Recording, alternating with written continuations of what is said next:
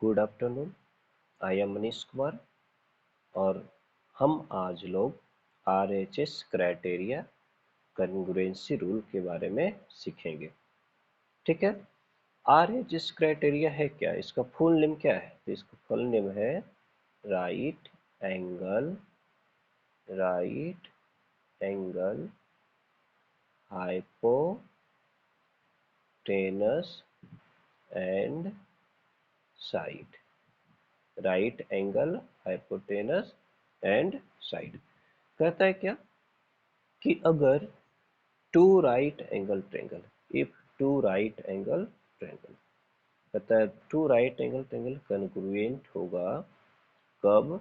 जब उसका एक हाइपोटेनस, राइट एंगल ट्रायंगल में एक ही हाइपोटेनस होता है तो उसका hypotenuse and any one of its perpendicular side, किसी दूसरे राइट एंगल ट्रायंगल के हाइपोटेनस और एनी वन परपेंडिकुलर साइड्स के इक्वल हो जाए तो वह दोनों ट्रायंगल, राइट एंगल ट्रायंगल क्या होगा?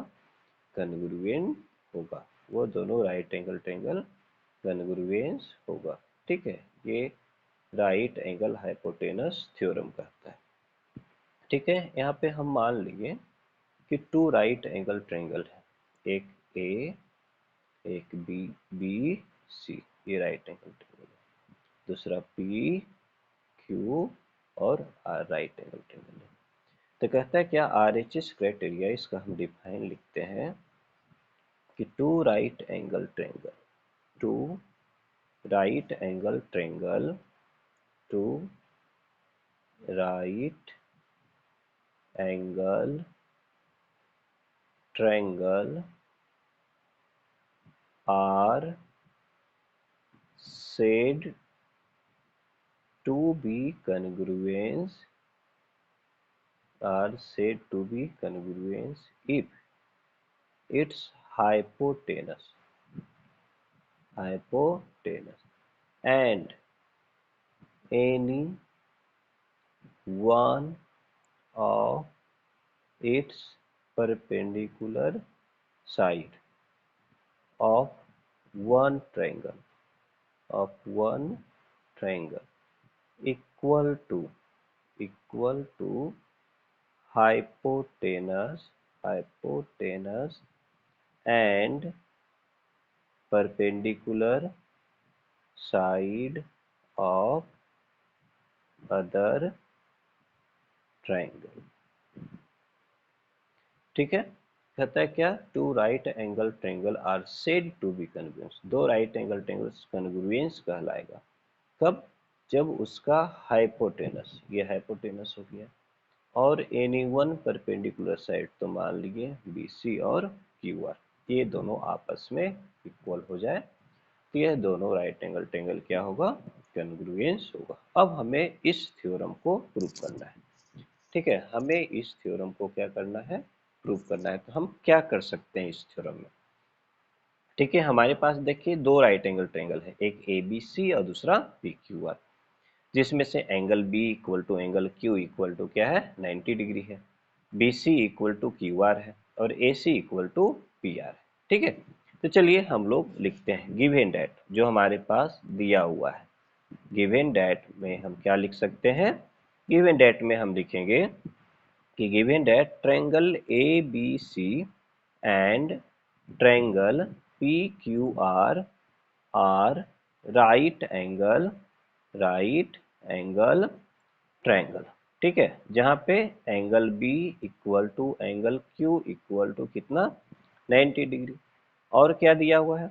BC इक्वल टू QR और AC इक्वल टू PR। ठीक है, ये इंफॉर्मेशन हमारे पास है। क्या दिया हुआ है कि ट्रायंगल ABC और triangle PQR right angle triangle है। ठीक है, जहाँ पे एंगल B एंगल Q के बराबर 90 डिग्री है, BC इक्वल टू QR है and AC equal to PR है। ठीक है, तो हमें क्या प्रूव करना है? तो प्रूव दैट हमें करना है क्या कि ट्रायंगल ABC जो है कि कॉन्ग्रुएंट होगा ट्रायंगल PQR से। ABC और ट्रायंगल PQR क्या होगा? आपस में कन्ग्रुएंट होगा, ये हमें प्रूव करना है। ठीक है, चलिए हम लोग आगे बढ़ते हैं। ठीक है, तो इसके लिए हमें क्या करना पड़ेगा, एक कंस्ट्रक्शन की जरूरत है। ठीक है, कंस्ट्रक्शन क्या करना है कि PQ को आगे प्रोड्यूस करना है, PQ को आगे प्रोड्यूस करना है, कहाँ तक, तो प्रोड्यूस करिए S तक। ठीक है, सच डेट जो QS आया वो QS किसके बराबर हो जाए, तो QS इक्वल टू AB हो जाए, QS इक्वल टू AB हो जाए। और उसके बाद जो है R से S को हम क्या कर दें, R से S को जो है हम ज्वाइन कर दें, ये हमारे कंस्ट्रक्शन में आएगा। ठीक है, तो कंस्ट्रक्शन में क्या करेंगे, प्रोड्यूस PQ एट कहाँ तक S, किस प्रकार से करना है, सच डेट, इस प्रकार से करना है कि SQ इक्वल टू AB हो, SQ इक्वल टू क्या हो, AB हो। तो इसके बाद हम ज्वाइन कर देंगे किसे, SR को ज्वाइन कर देंगे। ठीक है, कोई दिक्कत यहाँ तक, कुछ नहीं।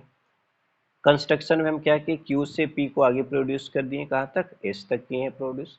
ठीक है, इस प्रकार से किए कि QS इक्वल टू AB है और S से R को ज्वाइन कर दिए। ठीक है, अब हम लोग प्रूफ की ओर बढ़ेंगे। ठीक है, तो प्रूफ में देखिए हम ऐसा टू ट्रायंगल्स ढूंढें जो कि कन्ग्रुएंस जैसा दिख रहा हो। ठीक है ना, चाहे वो कंस्ट्रक्शन के बाद आया हो, ठीक है ना, उसमें कोई फर्क, इस कोई बात नहीं है। ठीक है, ऐसा टू ट्रायंगल्स ढूंढना है जो क्या हो, लगभग जो कि कन्ग्रुएंस जैसा दिख रहा हो। ठीक है, तो हम लोग देखिए चलते हैं कहाँ पे, in triangle ABC and triangle SQR में, triangle ABC and triangle SQR में चलते हैं, ABC और SQR में। देखिए तो AB इक्वल टू SQ, ठीक है ना, किससे, तो बाई कंस्ट्रक्शन से आया, AB इक्वल टू SQ आया।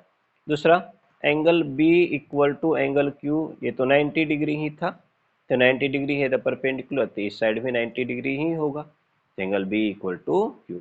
और तीसरा क्या है, BC इक्वल टू QR, ये पहले से हमें मालूम है, ये पहले से हमें क्या है, मालूम है, पता है, तो BC इक्वल टू QR हो गया।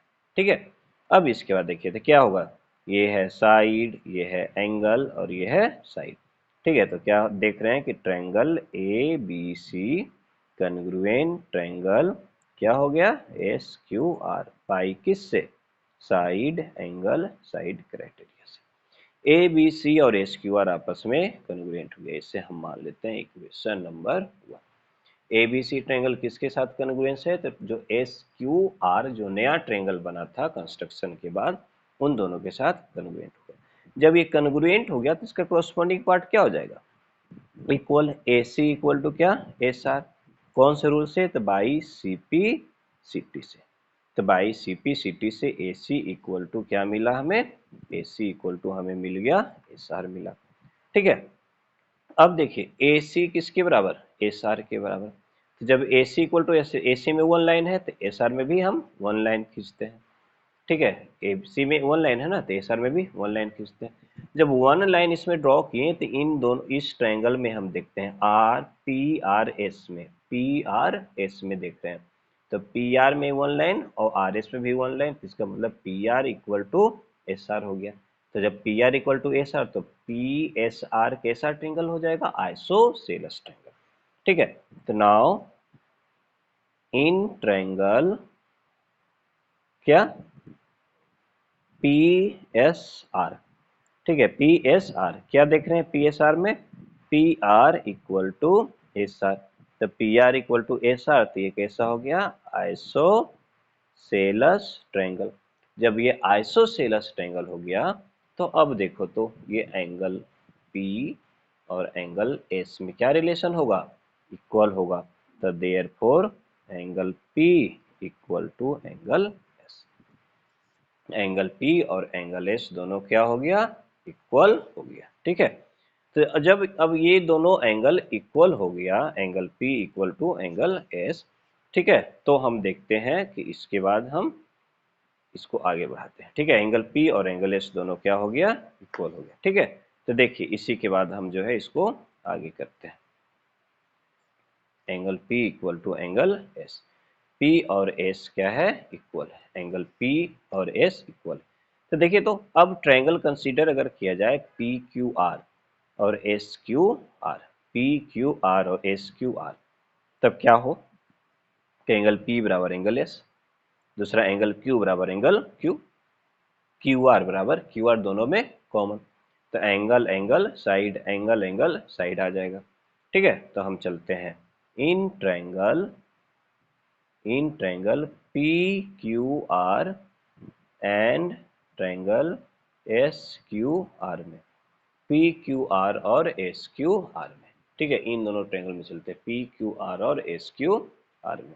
ठीक है, क्या मिल रहा है, angle P equal to angle S, angle Q equal to angle Q, कितना डिग्री का एंगल, 90 डिग्री का एंगल, और S R Q R equal to Q R, दोनों में क्या है, ये कॉमन है।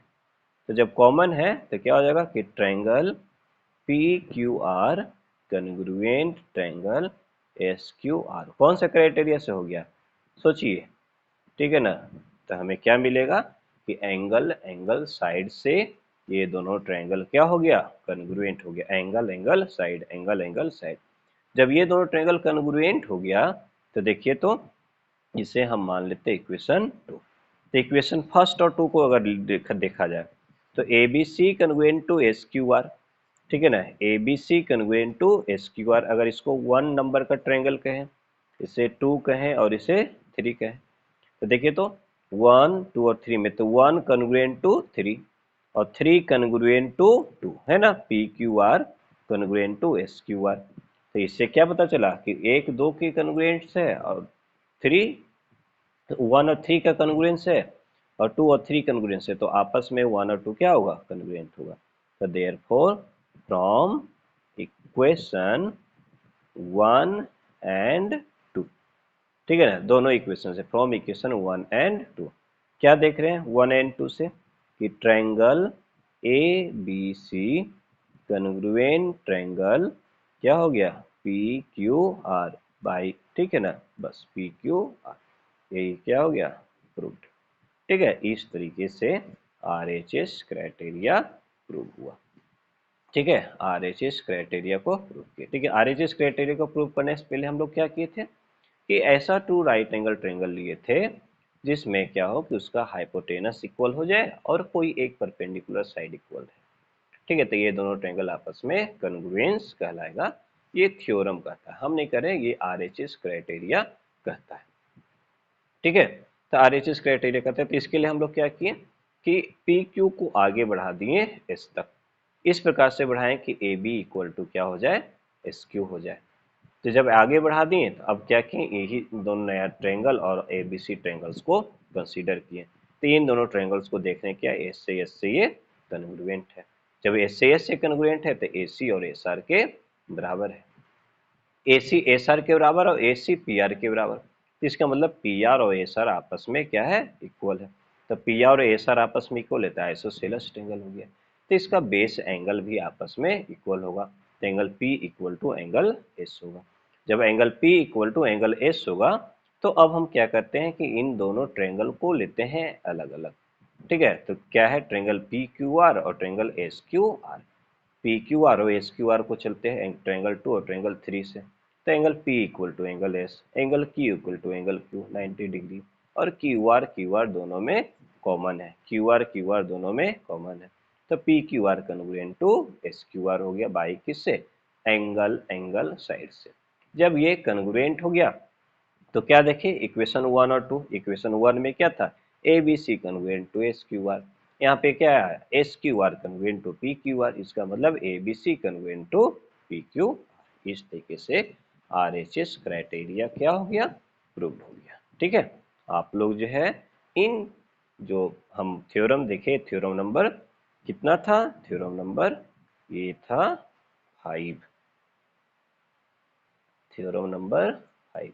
ठीक है, इन पांचों थ्योरम को जो है आप अच्छी तरीके से रिमेम्बर करें, इसे 1-2 बार घर में प्रैक्टिस करें, ठीक है ना? फिर इसके बाद देखिए क्या ये आपसे सॉल्व होता है कि नहीं। अगर नहीं होता है तो इसे फिर से 1-2 बार देख करके लिखें, ठीक है ना? और इसको समझ करके क्या समझने की कोशिश करें कि ये किस तरीके से ये जो है थ्योरम कंप्लीट कर रहे हैं, बनाया जा रहा है, ठीक है? हम अगले क्लास में जो है इससे रिलेटेड कुछ स्पेशल क्वेश्चन को लेकर के आएंगे। तब तक आप जो है इन सभी थ्योरम्स को अच्छे से रिमेम्बर करिए और इससे जो प्रॉब्लम्स जो सॉल्व हो सकता है इसके सॉल्व एक्सरसाइज में, सॉल्व एग्जाम्पल में क्वेश्चंस है, एक्सरसाइज में क्वेश्चन दिया हुआ है, और आप जो है उन सभी क्वेश्चंस को क्या कर सकते हैं, डील कर सकते हैं, ठीक है? तो आप कोशिश करें उसे सॉल्व करें। Thank you.